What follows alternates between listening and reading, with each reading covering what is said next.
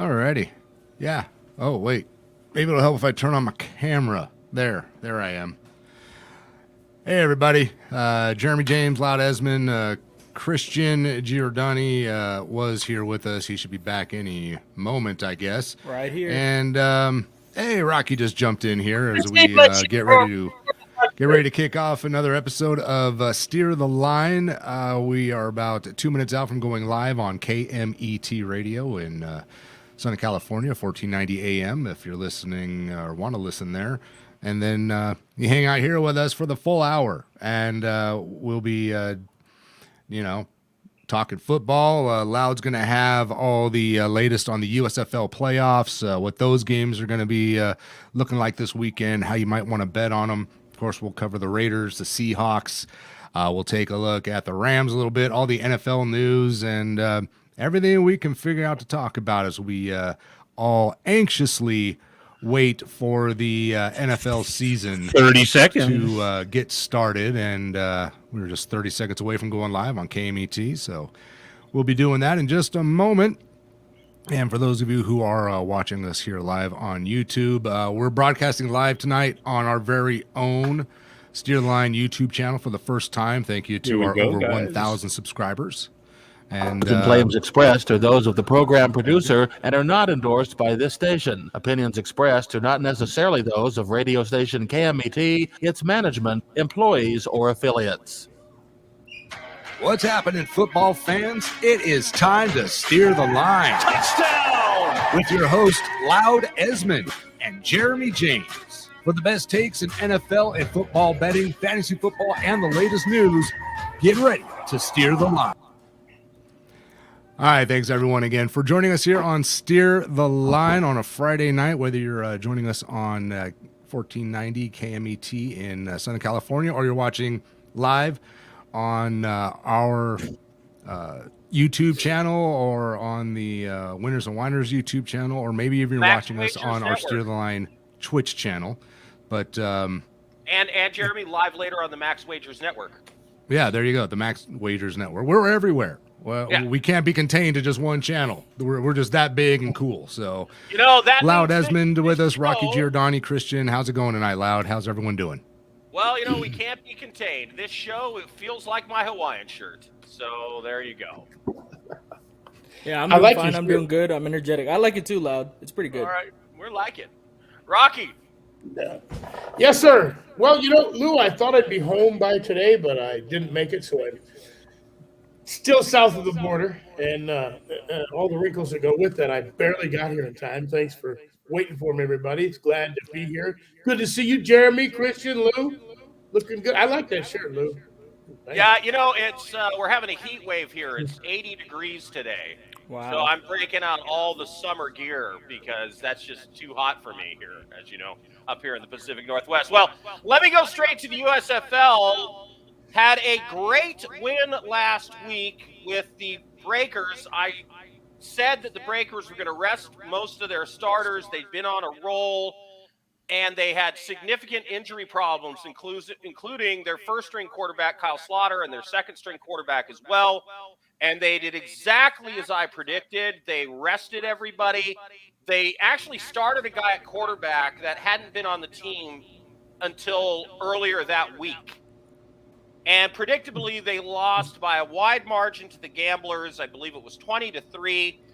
They not only did the Gamblers cover the 3.5 that I said that they would, but they won outright by a very large margin. So we nailed that one. And then the Stallions did exactly as I predicted, too, the exact opposite. They started all their starters. They really wanted to win that game because they had been stumbling going into the playoffs. And they did win. But they didn't cover.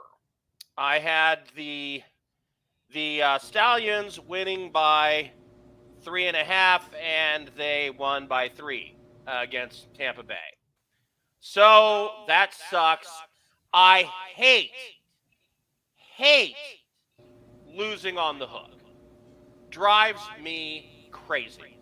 And it happens a lot more than you would expect. That half point is the difference between a winning bet and a losing bet. And here's the bad news. I tried to buy that half point away, but none of the gambling folks are taking any exotics on USL bets at all. You can bet the money line. You can bet the line they give you. They're not going to give you parlays. They're not going to give you teasers. They're not going to let you buy any points. It is what it is. So unfortunately, both games at the latest I saw this week are at 4.5, which means you have 4 and the hook. But I think I've got a solid pick on each of these. Look, you've got the Generals of New Jersey, who have been one of the hottest teams. They lost week 1. They've won every other week since then. They've got solid quarterback play in Luis Perez. And they have a quarterback who comes off and runs kind of a package, Johnson, and he gets some output as well. They have a really strong running game. They have 2 running backs that each have more than 500 yards from scrimmage. There's only 2 other players in the USFL that have more than 500 yards from scrimmage. And the Generals have 2 of them out of 4 in the entire league. And they have a very strong running because of that. Now, they're playing the Philadelphia Stars. The Philly Stars have not beaten a team with an above 500 record all season long. They benefited from playing the worst teams in the USFL twice because they were in their division, the Pittsburgh Maulers and the Jeff Fishers. And, I'm sorry, the Panthers of Michigan, coached by Jeff Fisher. So they beat both of them, and they faced 2 teams with above 500 records. The Stallions and the Generals, they lost big to each of them. This is a mismatch. The Generals are going to dominate this game as long as they don't turn it over. And I'm taking the New Jersey Generals to cover the minus 4.5 easily here. The Tampa Bay Breakers take on the Birmingham Stallions. Look at this game almost the mirror opposite of the other. The better team should be the Stallions, who started the season hot. They reeled off 8 straight wins, but they lost in week 9. They barely won last week, despite the fact they started all their starters, and they didn't even cover against the Bandits last week. Now they face the Breakers. The Breakers have the best defense in the USFL. They only give up 15 points a game. Now the Stallions' defense is second best in the USFL, giving up 16 points a game. These 2 teams met 2 weeks ago. It was a defensive struggle. The Stallions win 10-9. I see a similar outcome here, but the wild card is Kyle Sloter, the quarterback of the Breakers, has been hurt all year in various ways. He's been off for 2 weeks now. He's had a chance to rest that pulled groin, the sore shoulder, the sore elbow. And so I think he's going to be as healthy as he's been all season.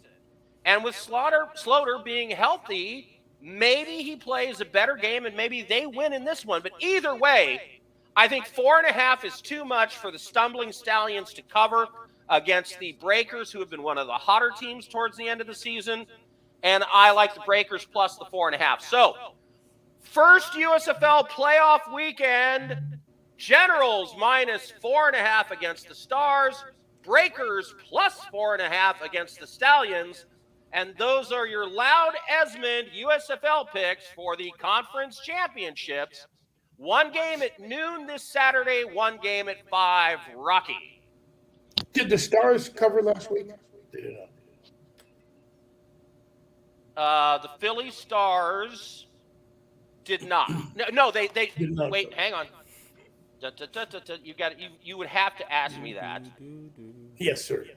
You know, I don't know the answer to that because it wasn't a game I picked.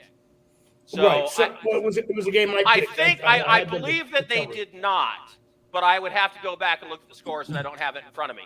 Because the games that matter are the ones that are coming up this week and the games that I was right on last week. So that's what I'm talking about. But I will look it up during the show and get you the answer, okay? Yes, and if they covered last week, they will cover this week. Back to you, Jeremy. Back to me. Okay, I don't even know where we're really going from here, but there's your USFL picks from Loud Esmond. And, I guess it's time to just kind of dive into what's been going on this past week in the NFL. Anyone got any particular news topics that they've been following this week that we should jump into? I think Christian had a couple. So Christian, I think you did too. What do you got, Christian? Well, the biggest one this week is obviously Alvin Kamara most likely getting a 6-week suspension. We all know that's due because of his assault charges back the day before the Pro Bowl in Las Vegas. For people that don't know what happened, Kamara was in a nightclub where he refused to let a man outside of his group, his posse, whatever you want to call it, enter the elevator he was entering. This escalated to the point where Kamara and multiple others were beating on the man until he was left unconscious. He was arrested the following day, the day of the Pro Bowl, and video surveillance surfaced that proved Alvin Kamara did assault this man. So now skipping close to the end of the offseason, Alvin Kamara is definitely going to be suspended, whether that's a whole season, 6 games, 8 games, half the season.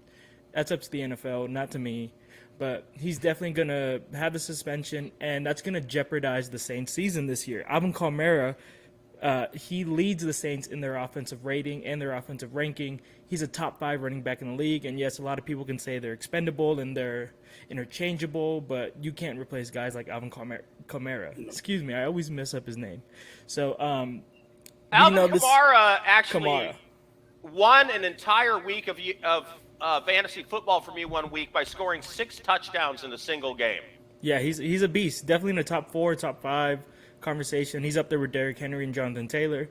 But we all know this is a betting site. This is a betting show. So what I'm going to tell you is how this affects the Saints season. Now, if you only get suspended for the first 6 games, it won't be as bad as people think because their upcoming schedule isn't that bad. You know, they have a good chance to win most of those games, but they will probably lose 2 out of the 6 games that they would have. So that brings them to 3-2 instead of 4-2 or 5-1. They're going to face the Bucs. The only teams that I can see flipping the schedule is the Vikings and the Seahawks beating them. And if the Seahawks beat them, that depends on DK, whether he stays or not. But this moves their projected wins from 9 to 7, which can knock them out of a playoff spot. Definitely a wild card spot. 2 games. Everything I've seen so far said about 6 weeks. And yeah, if you're someone that's going to be betting on the Saints heading into the season, that's something you definitely want to take into account. Also, for fantasy football, though, you got to temper your expectations now on where you're going to get, out of him if he misses 6 games, and also where you're going to take him in the draft. You know, so those people who have been drafting early, there's people who've already taken him in the first round in way too early a drafts, and now that's going to hit him hard. And when you look at the Saints depth chart, I mean, Mark Ingram is the next best talented running back they have behind. He's old. Perfect description of him. Yeah, and beyond him, I think they have still maybe Dwayne Washington. I think is still on that. What's the status on Michael Thomas? Everything I'm saying I've seen nothing that says he's not going to play. That he should be ready to go for training camp, and that he's feeling good, and that he should be playing. He hasn't played in over a year now. I don't know what he's going to be like once he finally gets on the field.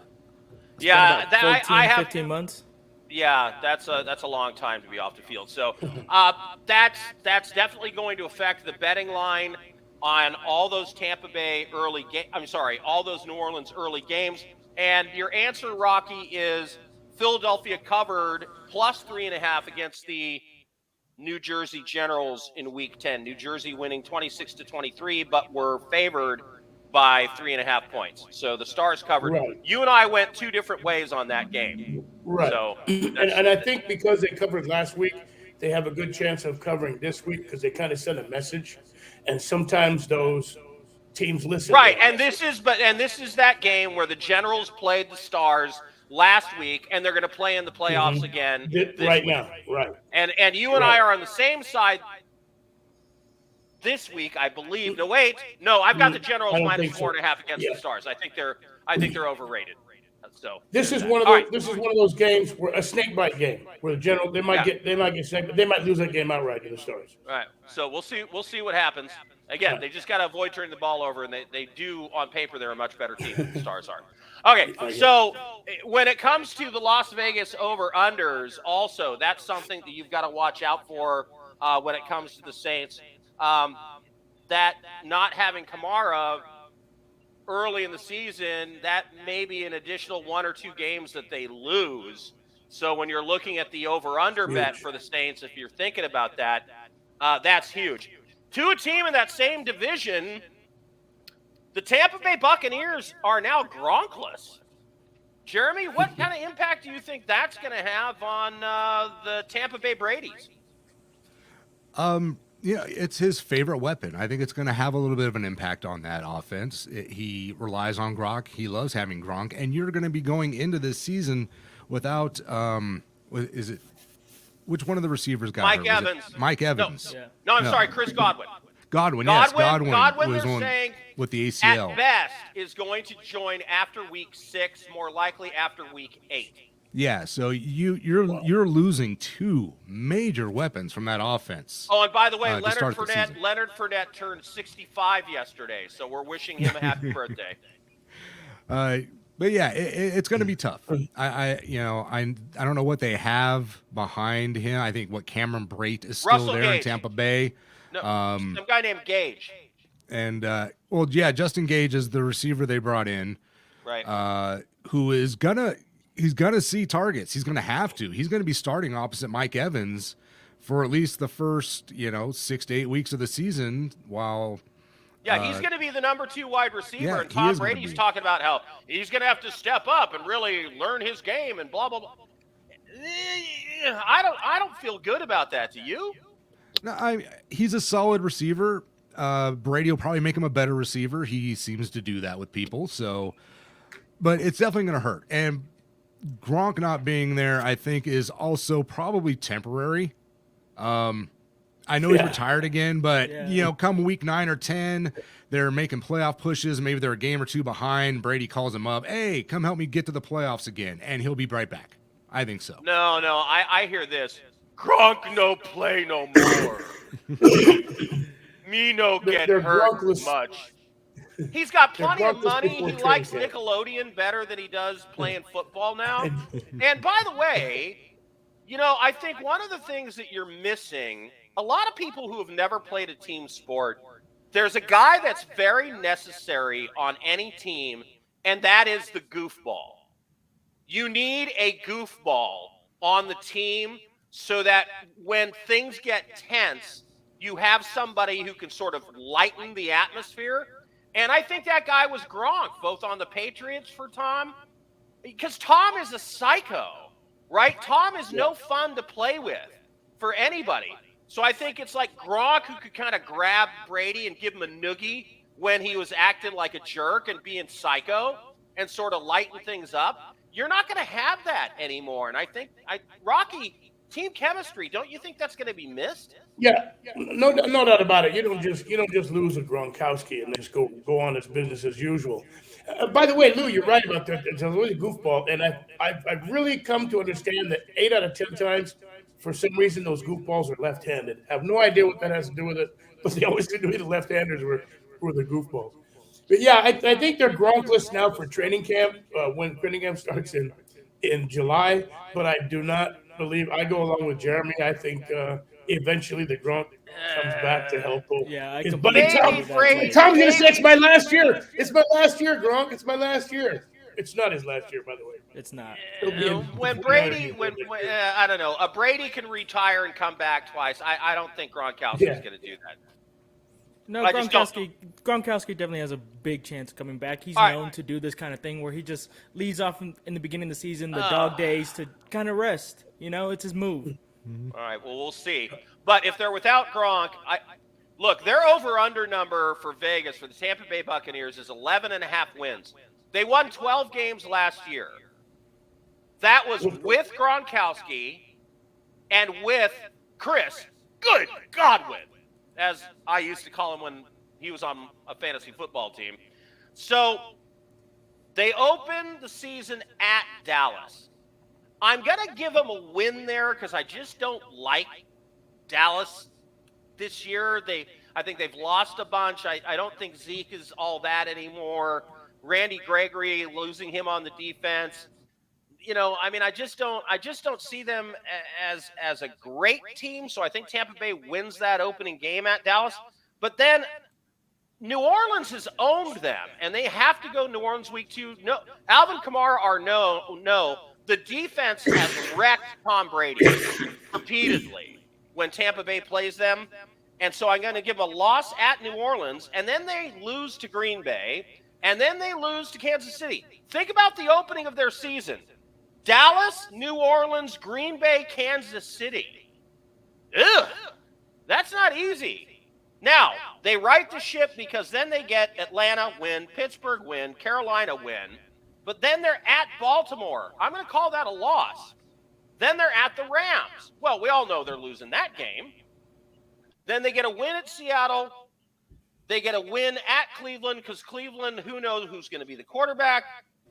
And then let's say they beat New Orleans when they come to Tampa Bay. I'm going to give a win at San Francisco, and then they lose to Cincinnati. They win at Arizona. They win at Carolina. They win at Atlanta. And I have them going 10-7. At most 11. That's a little low. You think? Yeah, yeah, it's a little. They still low, got in my a solid opinion. defense. Yeah. They still got Tom Brady. They can still run the ball. At least 12 wins. At Okay, least. okay, hang on. Then go through it game by game. All right, can you give me the schedule Dallas. again? That's At a win. Dallas. That's a win. At New Orleans. That's a win. No. Okay, let's give Without a win Alvin there. Kamara. It's an easy Yeah, win. without Alvin Kamara. An easy win. And It's the defense that's wrecked Brady in those who's the games. quarterback I'll- for the Saints again? What's his name? Jameis. Yeah, right. Jameis. Exactly. They won Pick some Jameis, man. turnover He Jameis. was doing Jameis. great until he got hurt last year. All right, Okay, so it's 2 wins. Green Bay, I'll give them a loss there. Kansas City, That's a flip, but if you want to give it to Kansas City, give it to Kansas City. Atlanta, That's a win.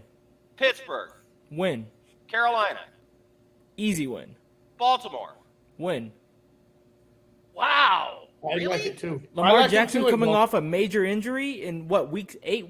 Rams, They've got no receivers. That's a loss. Seattle, Win. Cleveland, Easy win. New Orleans, Win again. at San Francisco. A win against San Francisco. Who's their quarterback? Trey Lance? Yep, Cincinnati, Toss up, but I'll give the win to the veteran. Win. Arizona, Easy win. Carolina. Win. Okay, so you've got him winning Okay. like 27 games. So You got him winning 12. You got him winning 12. I got them 12 at agree least. with At you. I minimum. think They're gonna. 10.5, 11 is going to be plenty to get them into the playoffs. It's not. yeah, it's they're not going to about win their and that- division. That Baltimore game is, I'm telling you, you look at the schedule, Loud, all the way up to that Baltimore game. That is going to be their statement game. That's when they decide who they are and what's going to happen for the rest of their season. That's the Look, game I think they're I going see to nut up those. and I win. see those opening 4 games as being tough. At Dallas, at New Orleans, Green Bay, Cincinnati, Green Bay, Kansas City. All 4 of those games are losable for Tampa Bay. So just throwing it out there. And one other injury anywhere on that team, and they've got trouble because On they any don't team. have any depth. So and Tom Brady's 700 and Free Leonard agency's not Fournette is over. That's what I'm 85. saying. All right, so we'll see what happens there. All right, so that's the Tampa Bay Buccaneers. We're split all over the place on that. I'm going to say under 11.5. And look, they won 12 games last year.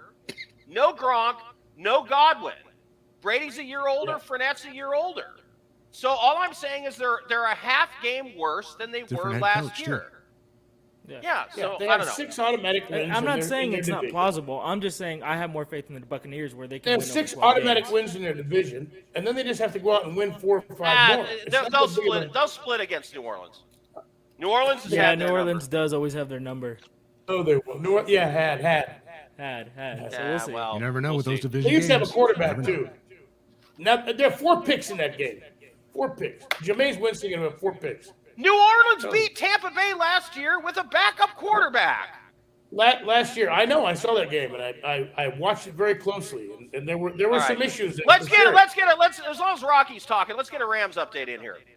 All right. So New Orleans will officially, not beat though, them. Lou says below, Loud says below 11.5, and everybody else says more. I agree.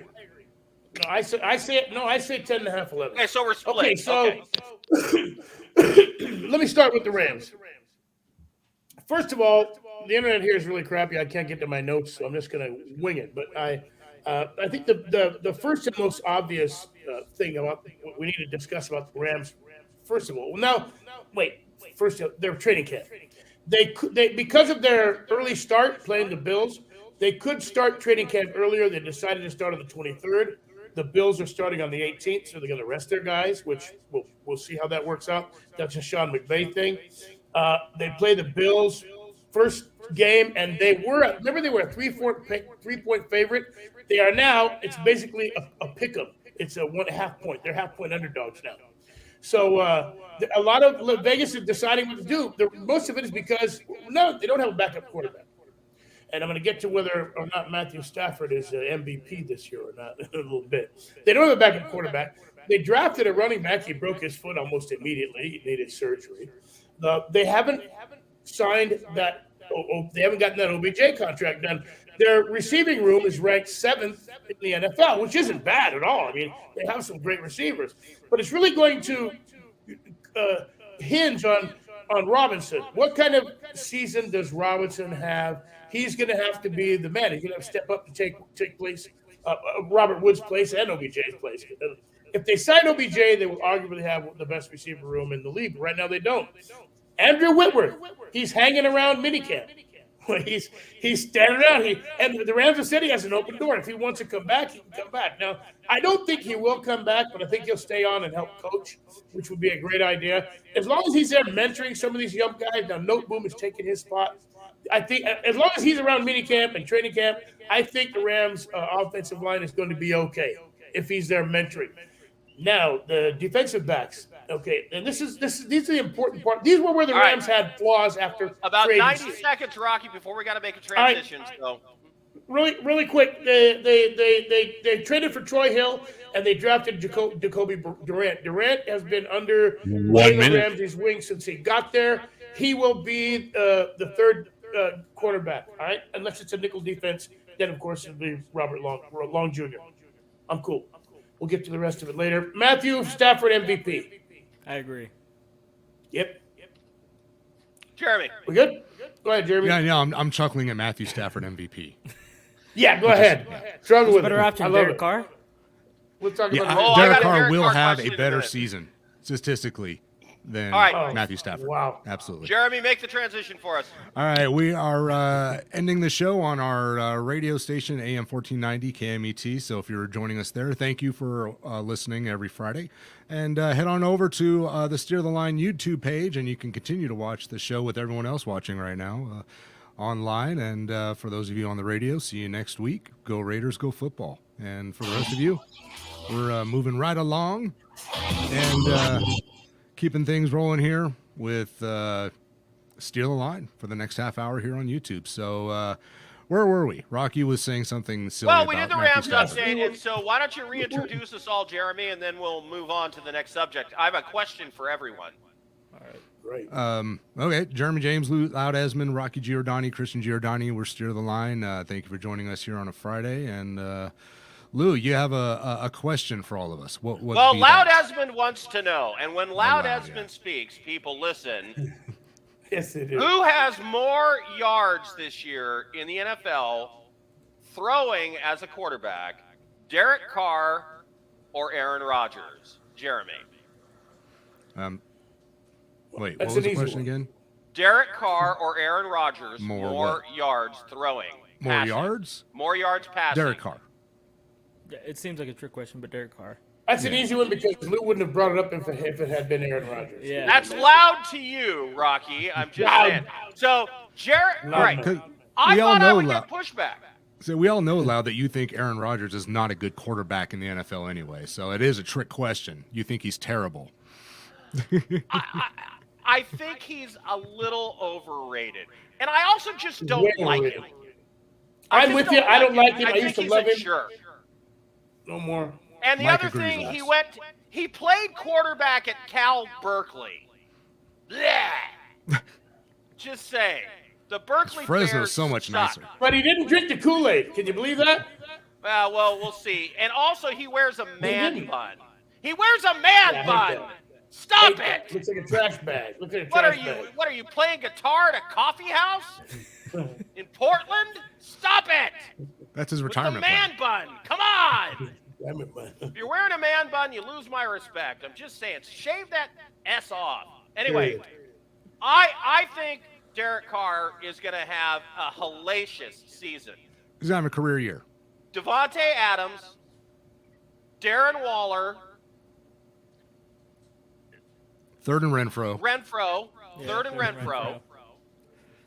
Renfro had one of the best seasons last year of any receiver in the NFL. Yeah, that was definitely a breakout season. He stepped for him. up, no doubt about He it. did. So, you add Devontae Adams, Darren Waller's a freak. Hunter Renfro is a nightmare in terms of coverage in the red zone.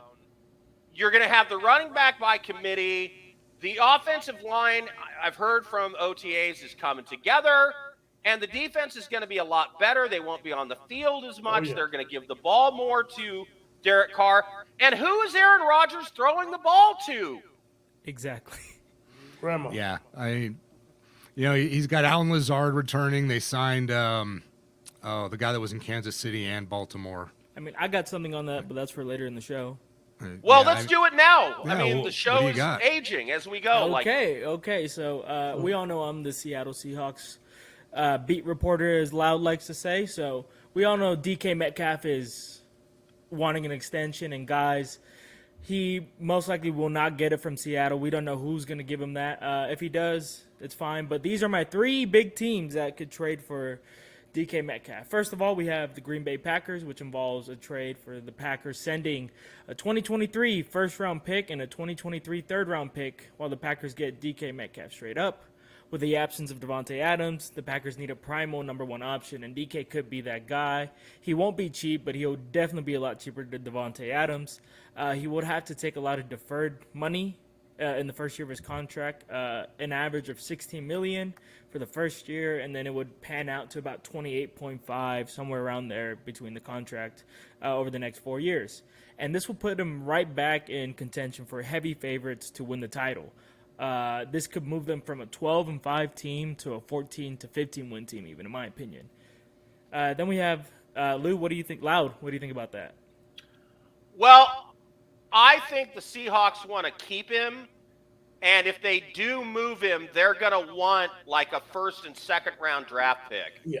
And I In the don't same know year. who's going to be willing As to of pay right that. now, the asking price for DK is a first and a third. A first and first and third. So they've come off the first and the second. But a first and a third is still a significant price, and then you're going to have to pay him. He's going to want big money, $28.5 million a year. Yeah. And your three teams that you think he should go to again are? I have Green Bay, the Cowboys, and the Bears. Oh, if he goes to the Bears, his career is over. Yeah. Yeah. Well, Done. I can explain it later, but first let's get into the Cowboys. The projected trade for Seattle is they get 2 first-round picks from the Cowboys, a 2023 and a 2024, and the Cowboys. And this is because Jerry Jones wants to win now because he's about to die. Yeah. Yes. Yeah. Okay. With a trade like this, the Dallas Cowboys could own the NFC East for the next few years. You know, it would give them a young talent receiving core to put besides Dak Prescott. That gives them CeeDee Lamb and DK Metcalf. CeeDee's only 23 and DK's only 24. That's going to be a receiver combination for years to come, and it's going to be one of the most deadly in the NFL. And they would own the league in terms of the 2 receivers with the most stupid hair in the NFL. Yeah. Yeah. It would give them an immediate favorite to win their division. I remember last week we were talking about the Eagles winning that NFC East.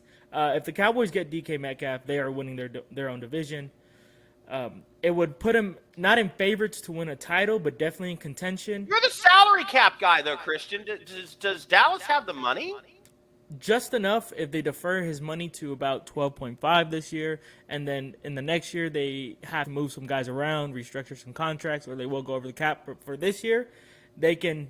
And DK said he's willing to have a deferred contract in the first year. Yeah, they must. You know what? They just need the Rams coordinator for the salary cap. Less need, man. And they could sign him for $280 million, and it wouldn't matter somehow. Yeah, so, Listen, if the Rams have a first and a second, DK Metcalf will be. I mean, it could be a Ram. You never know. I don't doubt All right. it. So then But, Dallas. That's all they're asking well, for. Heck, Before I get into that, Dallas is projected to win 10 games without DK, obviously, but with them, it can move them to 12 to 13, in my opinion. Now, the Bears. I know this sounds really stupid for a lot of people to hear, but it makes sense for The Seattle. Bears.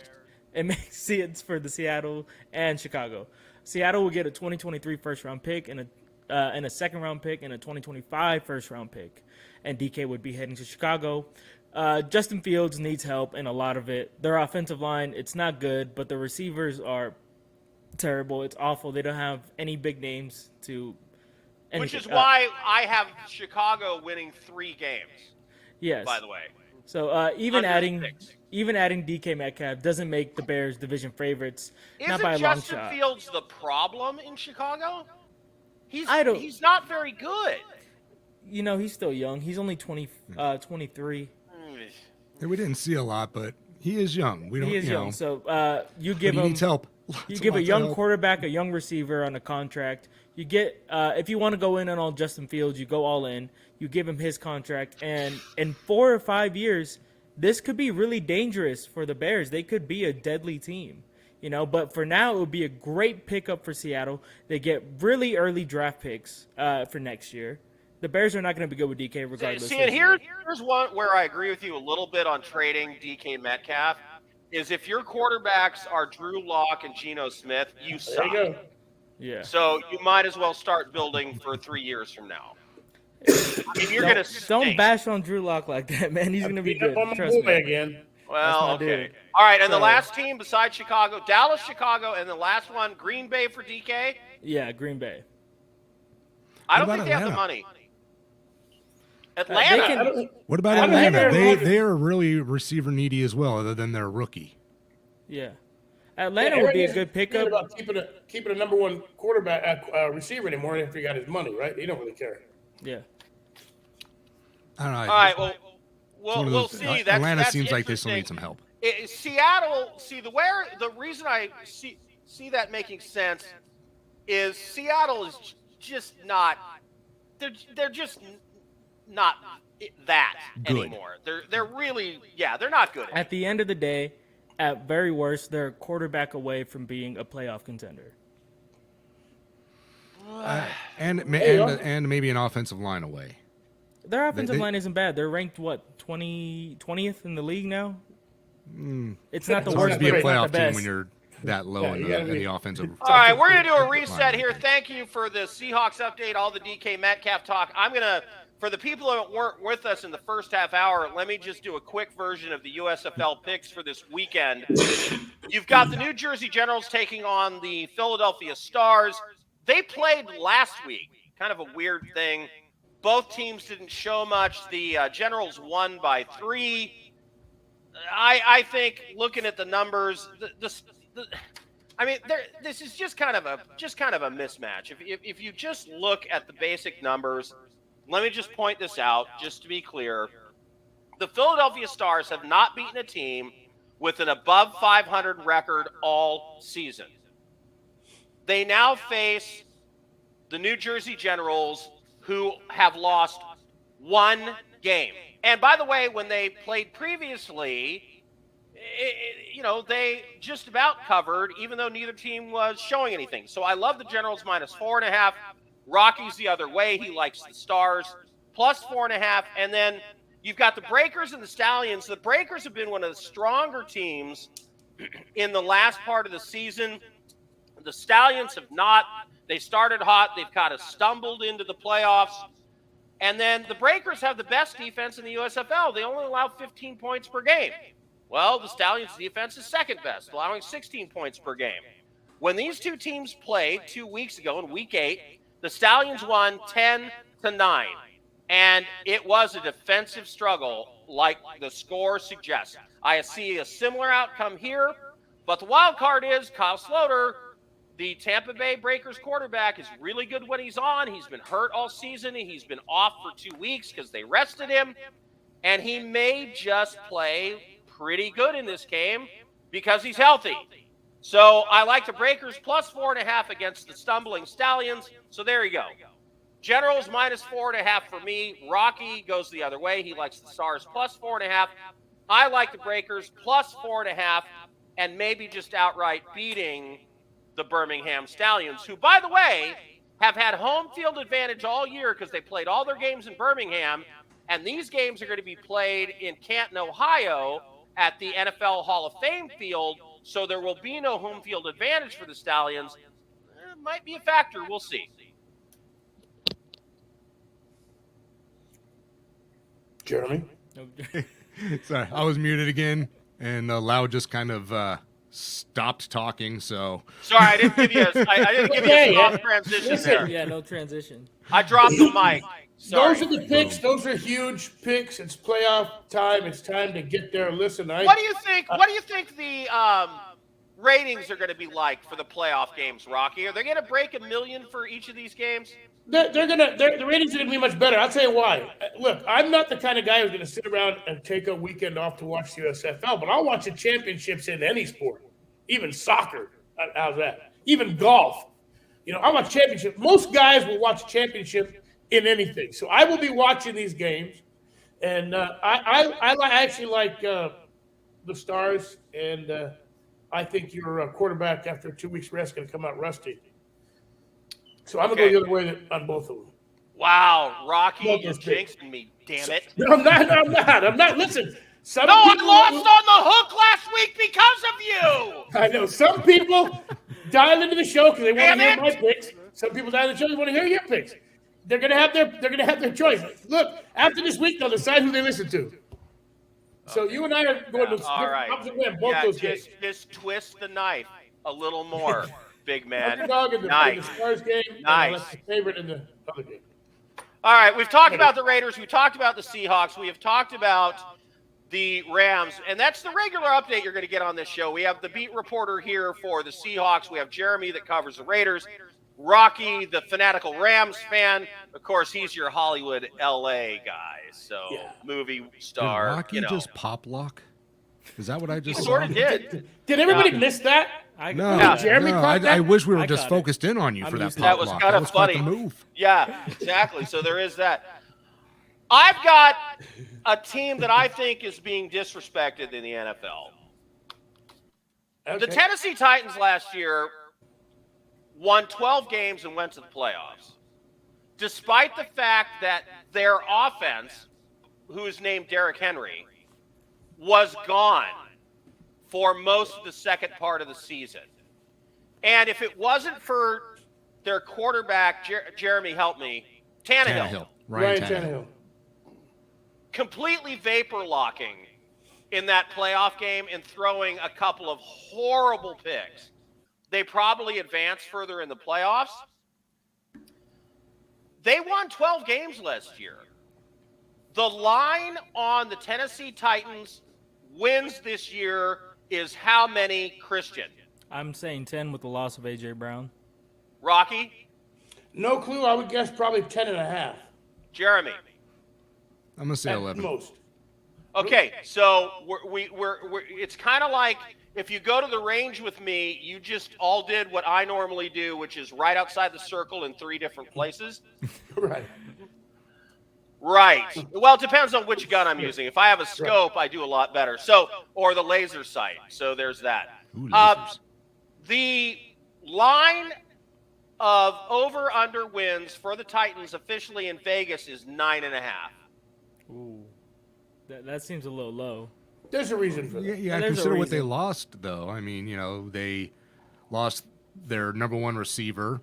I know he didn't make much of a difference last year, but they also lost the second receiver, Julio Jones. Yeah, Julio Jones. Julio Jones wasn't. He didn't even matter all last year. No, not much at all. But they went out and got Bobby Trees, man. They went out and Bobby Trees. They got a great receiver. Yeah, Robert Woods is great, and he's going to be their number one guy. They drafted a young guy as well who's going to be a really good wide receiver. You just got to wonder how quick it's all going to click. He's got a whole new set of receivers to work with.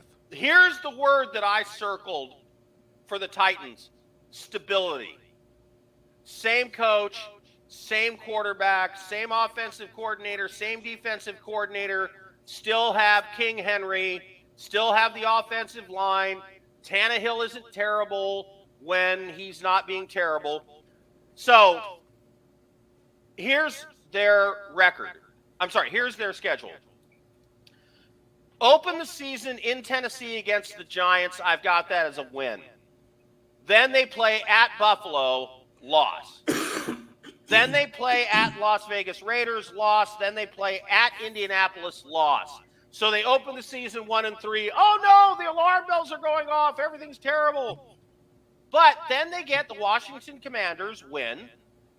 Then they get Indianapolis, win. Then they're at Houston Texans, win. They're at Kansas City, loss. Then they get Denver at home, win. Then they are at Green Bay, loss. Then they are Cincinnati in Tennessee. I'm going to give Cincinnati the win there. But then at Philadelphia, win. At Jacksonville, win. To the Rams, loss. And they close out the season win with home games against Houston, Dallas, and on the road at Jacksonville, giving them 1, 2, 3, 4, 5, 6, 7, 8, 9, 10 wins on the season. Christian. Yeah, that makes pretty much sense. You still have King Henry, A.J. Brown's gone, and you have Bobby Trees. So it's going to be a transitional year, and a lot of guys are going to be in and out. Isn't that receiver? You keep calling him Bobby Trees. Robert Woods. Right. Bobby Trees is his nickname from the Rams. Right. Yes. Robert Woods. The guy. Rams fan calls him that. Yeah, I had him on my fantasy football team a couple of times. He did very well for me until he got hurt last year. He's a solid receiver. Is he the best receiver that Tannehill's ever had? It's a toss-up. You can say A.J. Brown's better than him right now because Robert Woods just came off an ACL tear. You don't know what he's going to be next year. I'm sorry. But it was early enough. It was early enough that he's actually going to be ready for training camp. I just think if you've got Derrick Henry and you've got continuity in your coaching, you're a 10-win team. Jeremy.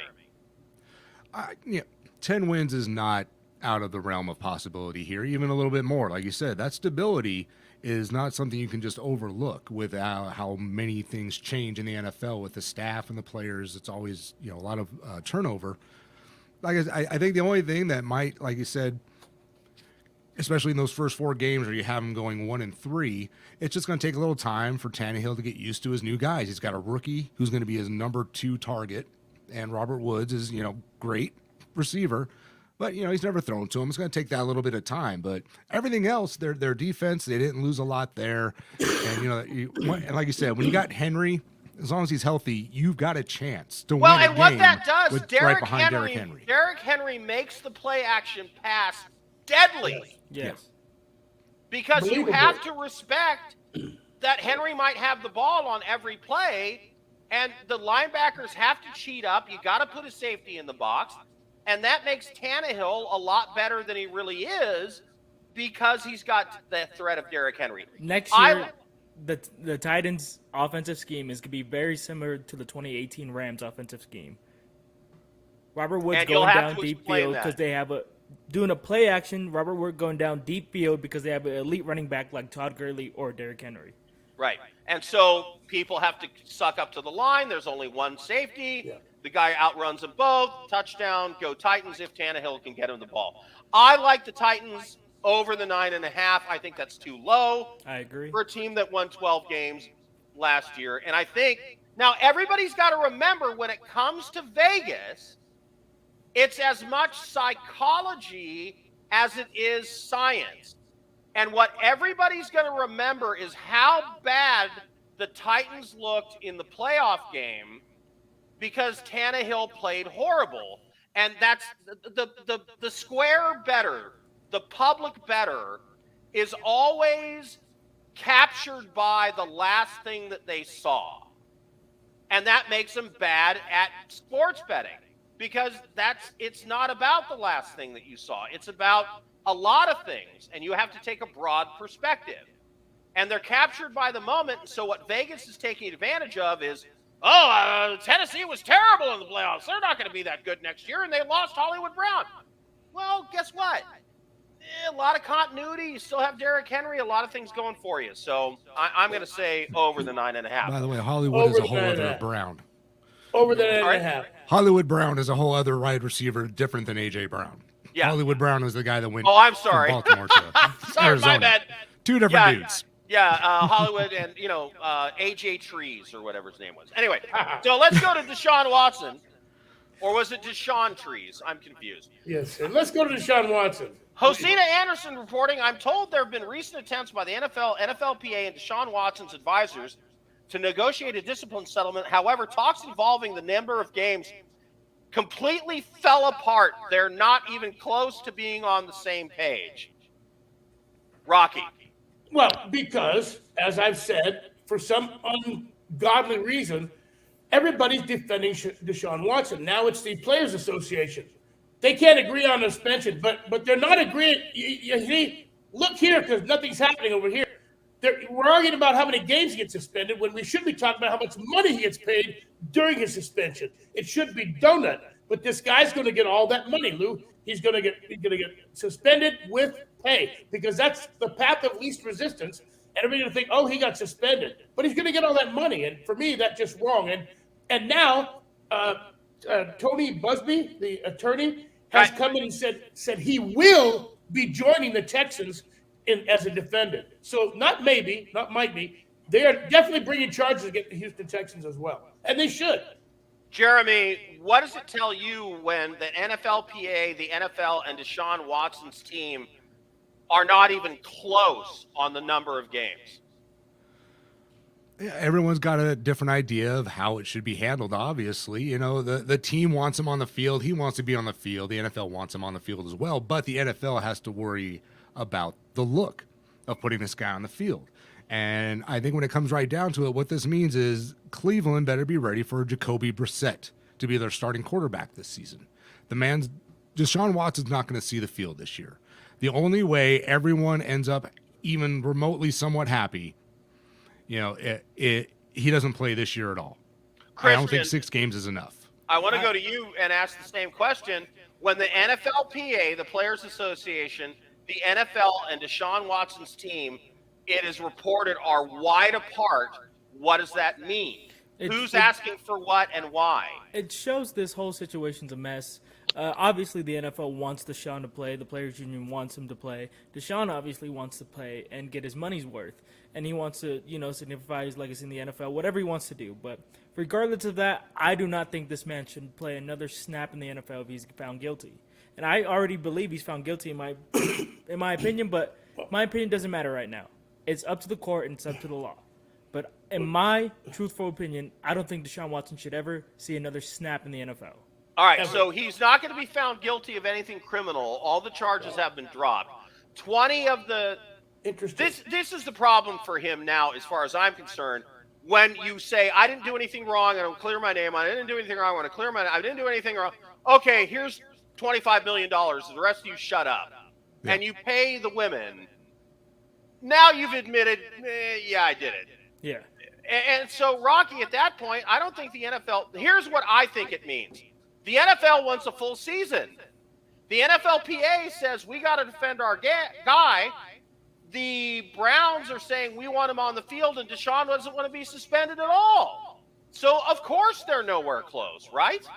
Deshaun says he's now taking canceling and settling in to play football and focus on football. So we should all go, oh, give him a second chance. Listen, Lou, very gently, very careful about my words, you're aware of what Deshaun Watson did in this woman's face without her permission. Oh. Ray Rice punched his wife. I guarantee you, if you ask my wife what she would prefer, she'd take the punch from Ray Rice. This guy should never play again. This guy should never play again, ever. This guy should never see another snap. He's a predator.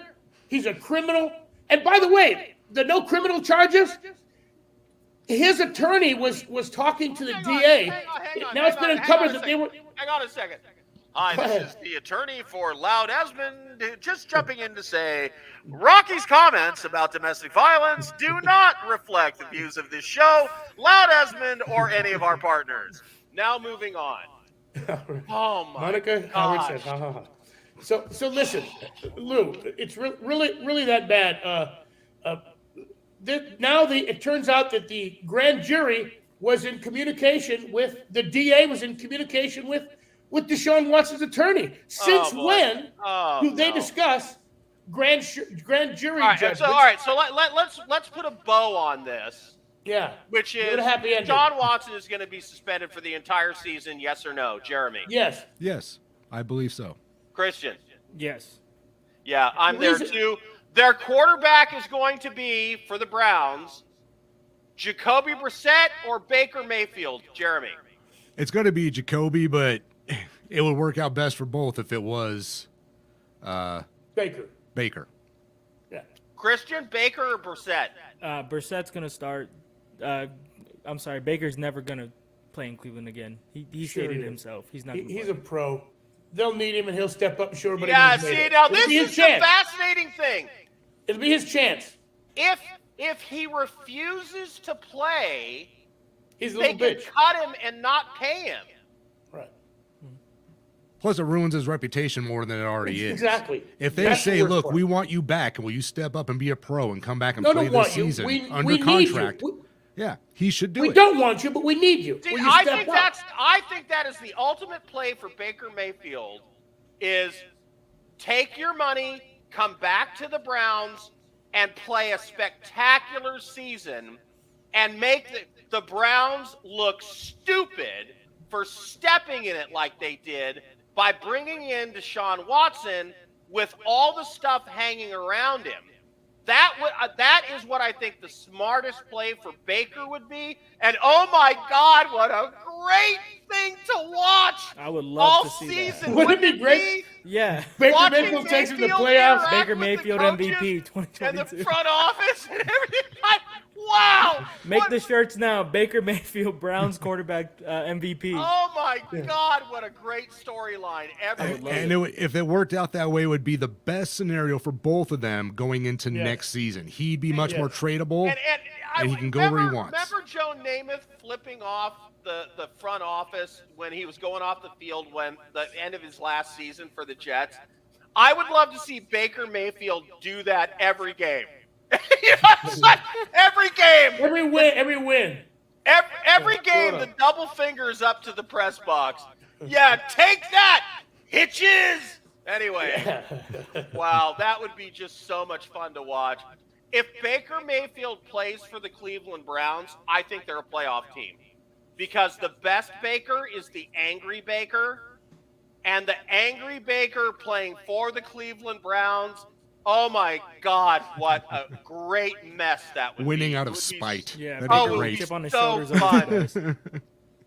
And could you imagine the post-game interviews with Baker Mayfield? Storyline. They'll be just all as watch as much long. of the games this season. People will tune in for sure. Oh, tune in, must-watch TV.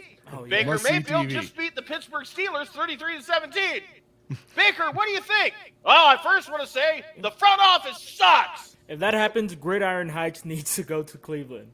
Oh my gosh, what fun that would be. Does anybody know where Hard Knocks is this year? No. Arizona. Nope. Is it? It's Arizona. They're in Arizona this year. Yeah. Oh, boy. I thought Arizona got the in-season one this year. They do two now. They do the preseason and the in-season. If Baker Mayfield is going to be the starting quarterback of the Cleveland They Browns, need to change it to I Cleveland. want Hard Knocks immediately. in Cleveland. That's what I meant instead of Oh Gridiron Heights, my Hard Knocks. God, Yeah. would that be You know they awesome. might be in Cleveland. Think about it. They were there last year. Yeah, oh my No, gosh. they were in that'd Dallas be last so year. They much are fun. in. Wow. They're in Arizona this year. I think we're about out of time. Yeah, it's about that time, I don't guys. think so. I think we should just talk some more. Love you, Rocky. By the way, catch Rocky in Maniac Cop, one of my favorites.